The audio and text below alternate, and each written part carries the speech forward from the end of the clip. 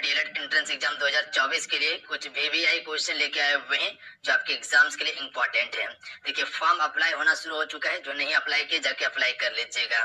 तो आज की इस क्लासेस को आप सभी कंप्लीट जरूर कवर कर लीजिएगा। इससे पहले जो तो चलिए शुरू करते हैं आज की इस क्लासेस को। फ्रेंड क्लास को लाइक करके आप शेयर अपने दोस्तों में जरूर कर दीजिएगा। चलिए शुरू करते हैं। देखिए फर्स्ट क्वेश्चन आपके स्क्रीन पे, भारत का सबसे बड़ा शहर है फ्रेंड, बताएंगे आप सभी। हर क्वेश्चन के लिए आपको 5 सेकंड का समय दिया जाएगा। इतने समय में आपको अपना आंसर नीचे कमेंट बॉक्स में बताना है। एक टारगेट लेके चलिए आप सभी, तभी क्लास करने में मजा आएगा, मन लगेगा आप सभी को पढ़ने में। चलिए बताएंगे भारत का सबसे बड़ा शहर कौन सा है फ्रेंड। क्वेश्चन फर्स्ट के लिए राइट आंसर क्या होगा। तो देखिए अगर आप सभी ऑप्शन में बी को टिक कर रहे हैं तो बिल्कुल राइट आंसर हो जाएंगे आप सभी का मुंबई। फ्रेंड मुंबई जो है ये भारत का सबसे बड़ा शहर है और इसे सपनों का शहर भी कहा जाता है और सबसे महंगा शहर भी इसे ही कहा जाता है, ध्यान में रखिएगा आप सभी। चलिए क्वेश्चन नंबर 2 के लिए राइट आंसर करेंगे आप सभी। राजस्थान में निम्नलिखित में से कौन सा स्थान है जहां भारत ने अपने परमाणु परीक्षण किए थे फ्रेंड। चलिए क्वेश्चन नंबर 2 के लिए राइट आंसर करेंगे। इस क्वेश्चन का राइट आंसर क्या होगा, किस स्थान पर भारत ने पहला परमाणु परीक्षण किया था। तो अगर आप सभी ऑप्शन में सी को टिक कर रहे हैं तो बिल्कुल राइट आंसर हो जाएंगे आप सभी का पोखरण में। फिर पोखरण में पहली बार परमाणु परीक्षण जो किया गया था वो 1974 में किया गया था, ध्यान में रखिएगा। 1974 में किया गया था और दूसरी बार की बात करें तो ये 1998 में किया गया था सफलतापूर्वक परीक्षण, ध्यान में रखिएगा आप सभी। अगला क्वेश्चन देखिए, संस्कृत में महाभारत किसने लिखी थी। देखिए फ्रेंड पोखरण जो है वो राजस्थान में पड़ते हैं। संस्कृत में महाभारत किसने लिखी थी फ्रेंड। तो आप सभी कर सकते हैं संत वेद व्यास के द्वारा संस्कृत में महाभारत लिखी गई थी, बी राइट आंसर है। अगला प्रश्न है, जूडो और कराटे के खेल क्षेत्र का नाम क्या है। चलिए फ्रेंड बताएंगे आप सभी, जूडो और कराटे के खेल क्षेत्र का नाम क्या है, बताइएगा। इस क्वेश्चन का राइट आंसर क्या हो जाएगा। तो हम कह सकते हैं मेट। मेट में फ्रेंड जूडो और कराटे खेले जाते हैं, याद रखिएगा आप सभी। सी राइट आंसर हो जाएंगे। अगर आप सभी ऑप्शन में सी को टिक कर रहे हैं तो बिल्कुल राइट आंसर है। अगला प्रश्न है, थाईलैंड की मुद्रा है फ्रेंड। चलिए इस क्वेश्चन का राइट आंसर करेंगे आप सभी। थाईलैंड की मुद्रा का नाम क्या है, जैसे कि भारत की मुद्रा का नाम है रुपया, जापान की मुद्रा का नाम है येन। चलिए बताएंगे आप सभी थाईलैंड की मुद्रा का नाम क्या है। तो हमसे कह सकते हैं बाट। बाट जो है फ्रेंड ये थाईलैंड की मुद्रा का नाम है, थाई बाट कहा जाता है, ए राइट आंसर रहेंगे। ऑप्शन में ए को टिक करें तो बिल्कुल राइट आंसर है, मैच कीजिएगा आप सभी। अगला क्वेश्चन है, जयपुर में हवा महल का निर्माण किसने करवाया था फ्रेंड। जितने भी क्वेश्चन आपको बता रहे हैं सारे सेलेक्टेड और इंपॉर्टेंट क्वेश्चन बता रहे हैं, तो आप सभी हर क्वेश्चन को याद कर लीजिएगा। जयपुर में हवा महल का निर्माण किसने करवाया था फ्रेंड, ए राइट आंसर रहेंगे। सवाई प्रताप सिंह ने जयपुर में हवा महल का निर्माण करवाया था, ऑप्शन में ए राइट आंसर रहेंगे। अगला प्रश्न है, नागालैंड की राजधानी क्या है। चलिए फ्रेंड बताएंगे आप सभी, नागालैंड की राजधानी जो है वो क्या है।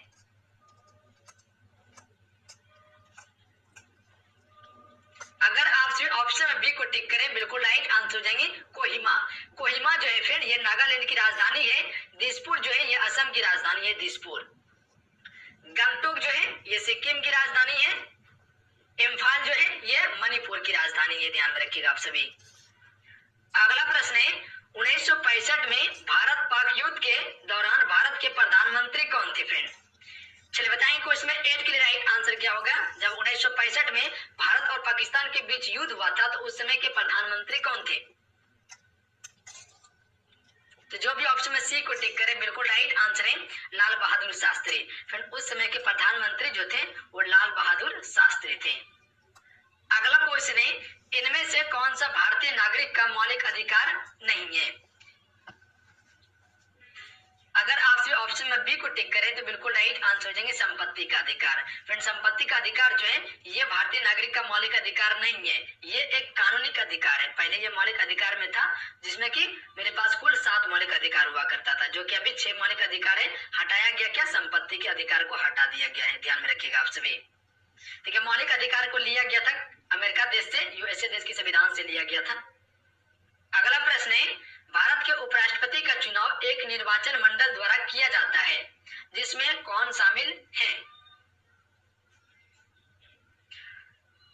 तो देखिए इसमें शामिल जो होते हैं वह संसद के दोनों सदनों के सदस्य शामिल होते हैं उपराष्ट्रपति के चुनाव में। अगला प्रश्न है doctor APJ Abdul Kalam missile complex dash में स्थित है। चलिए आपसे बताएंगे, आंसर करेंगे इस क्वेश्चन का राइट आंसर क्या होगा। Doctor APJ Abdul Kalam missile complex जो है वो कहां पर स्थित है फ्रेंड। अगला क्वेश्चन कर लेते हैं, वंदे मातरम गीत किसने लिखी है।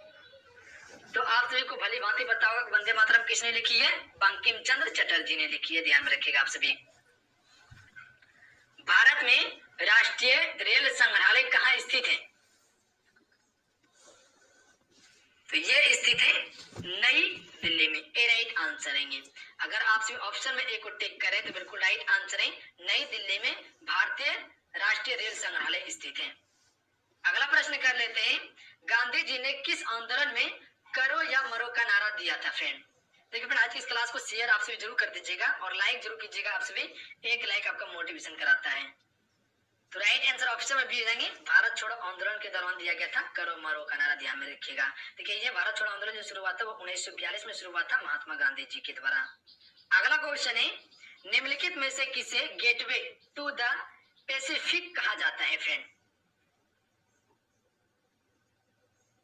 पनामा नहर को कहा जाता है फ्रेंड, पनामा नहर को गेटवे टू द पैसिफिक कहा जाता है, ध्यान में रखिएगा आप सभी। अगला क्वेश्चन है, डिस्कवरी ऑफ इंडिया पुस्तक के लेखक कौन है। मोस्ट रिपीटेड क्वेश्चन है, बताइएगा आप सभी, डिस्कवरी ऑफ इंडिया पुस्तक के लेखक कौन है। तो इसके लेखक हैं जवाहरलाल नेहरू। अगर आप सभी ऑप्शन में डी को टिक कर रहे हैं तो बिल्कुल राइट आंसर हो जाएंगे, जवाहरलाल नेहरू ने डिस्कवरी ऑफ इंडिया पुस्तक की रचना की थी। अगला क्वेश्चन है, पृथ्वी दिवस किस दिन मनाया जाता है। डी राइट आंसर है 22 अप्रैल को फ्रेंड, 22 अप्रैल को हर एक वर्ष पृथ्वी दिवस मनाया जाता है।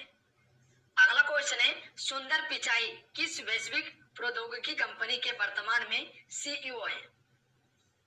चलिए बताएंगे, सुंदर पिचाई जो है किसके सीईओ है।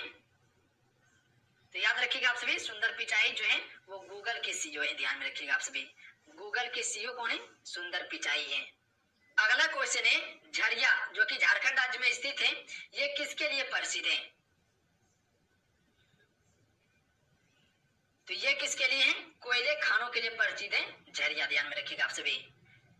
अगला क्वेश्चन है, भारत के निम्नलिखित शहरों में से किसे भारत की सिलिकॉन घाटी के रूप में जाना जाता है। देखिए फ्रेंड अगर आप सभी ऑप्शन में बी को टिक करें तो बिल्कुल राइट आंसर हो जाएंगे बंगलुरु को। फ्रेंड बंगलुरु को भारत की सिलिकॉन घाटी भी कहा जाता है। अगला प्रश्न है, भारतीय कृषि अनुसंधान संस्थान कहाँ स्थित है। चलिए बताएंगे आप सभी, क्वेश्चन नंबर 21 के लिए राइट आंसर, भारतीय कृषि अनुसंधान संस्थान कहाँ स्थित है, नई दिल्ली में, सी राइट आंसर है। ऑप्शन में सी को टिक करें तो बिल्कुल राइट आंसर है, नई दिल्ली में। अगला प्रश्न है, मंगलयान कहां से प्रक्षेपित किया गया था।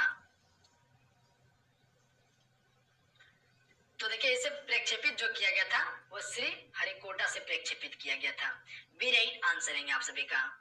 अगला क्वेश्चन है, आगा खान कप निम्नलिखित में से किस खेल से संबंधित है फ्रेंड।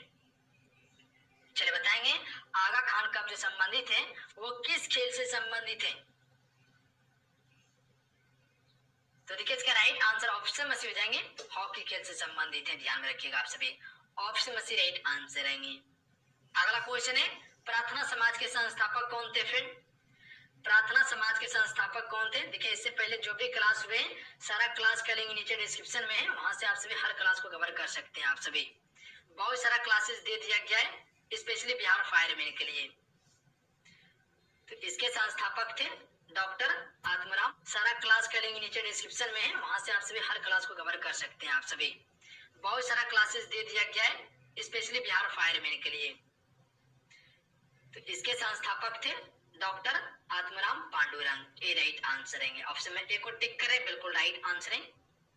अगला क्वेश्चन देखिए, बक्सर का युद्ध किस वर्ष में लड़ा गया था फ्रेंड। चलिए बताएंगे, एक हुआ था प्लासी का युद्ध, एक हुआ था बक्सर का युद्ध। उसके बाद ईस्ट इंडिया कंपनी का भारत में जो है कि राजस्व फैला था। चलिए बताएंगे, बक्सर का युद्ध किस वर्ष में हुआ था। तो ये हुआ था 1764 में हुआ था बक्सर का युद्ध।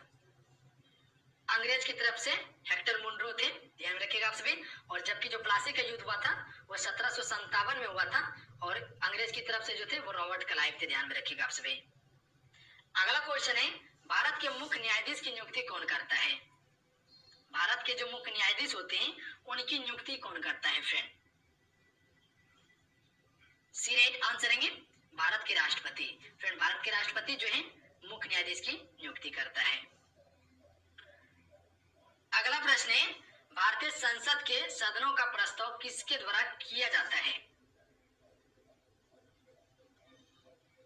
तो देखिए किया जाता है ये भारत के राष्ट्रपति के द्वारा, ध्यान में रखिएगा। भारत के राष्ट्रपति बनने के लिए उम्र जो होना चाहिए वो 35 वर्ष होना चाहिए और इसका कार्यकाल जो होता है वो 5 वर्ष का होता है, याद रखिएगा आप सभी। राष्ट्रपति, उपराष्ट्रपति, राज्यपाल, उपराज्यपाल ये सभी बनने के लिए उम्र 35 वर्ष होना चाहिए। अगला क्वेश्चन है, ग्राम पंचायत का चुनाव कौन करता है? तो आप सबको बताओगे भली बात ही, ग्राम पंचायत का चुनाव कौन करता है? राज्य चुनाव आयोग करता है ग्राम पंचायत का चुनाव, यानी बी राइट आंसर है।